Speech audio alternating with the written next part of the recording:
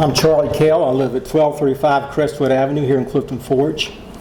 The most recent discussion and vote by our town council relating to the safety improvements at Clifton Forge Dam prompted me to learn more about the issue. Thank you for you allowing me to speak and share some observations. Please note the various reports and studies completed for the town of Clifton Forge, and that is just a portion.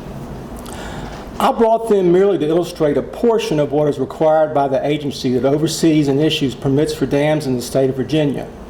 Also, since November of 2012, I count at least 15 actions taken by town council with regard to this project.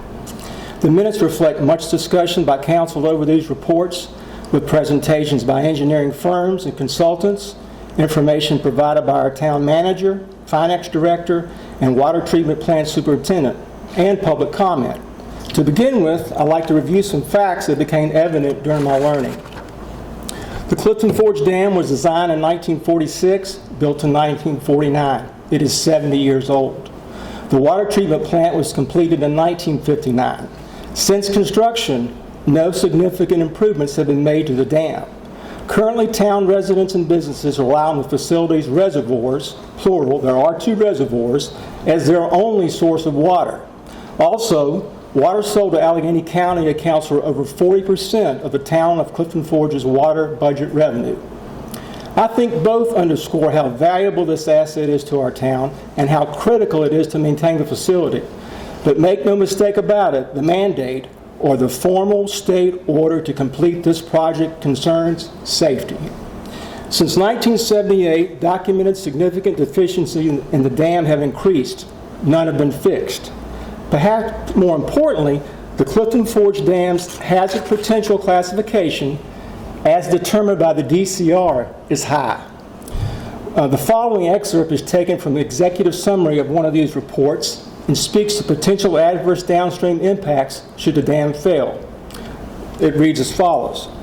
Not completing the project would increase the likelihood of dam failure, leading to potential loss of life, damage to natural resource, and/or serious economic damage.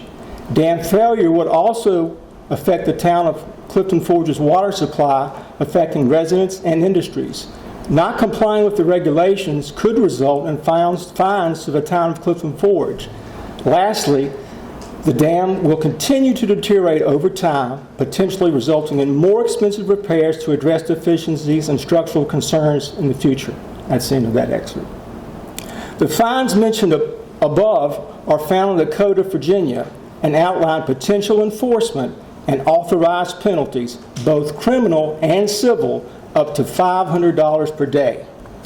Currently, the town of Clifton Forge, owner of the dam, operates the facility under a conditional permit, recognizing the requirement and commitment to repairs that are mandated by the state. I believe this is at least the 3rd conditional permit issued since 2012. During the town council meeting of June 12, 2008, our water treatment plant superintendent, Bobby Irvin, was asked to comment on this project. Here's what he said. He stated that he had been an advocate of the improvements because of 3 main overriding factors. The potential for the loss of life, even one life is too many. The fact that the state has mandated it, no one here is responsible for the requested improvements, and that if ignored, it would mean immediate fines, which would be a lot and the town would still have to repair. End of his comments.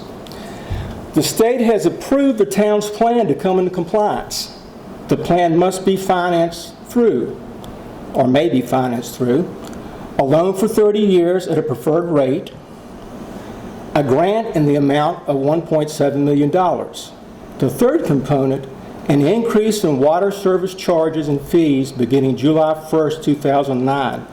This is a requirement of the loan package. Those 3 things work together. This brings me to the vote I mentioned at the outset of my comments. It took place May 28, 2019. I want to thank Council for your vote approving the 3rd part, the rate increase, to keep this project moving forward. I find the observation made by Councilman Umstead before the vote helpful and responsible. This is taken from the council minutes. He said, I want to make sure the community understands that the whole purpose and reason this is necessary, that is the rate increase, is to obtain the funding for the renovations of the dam. Again, thank you so much for your vote. My final observation.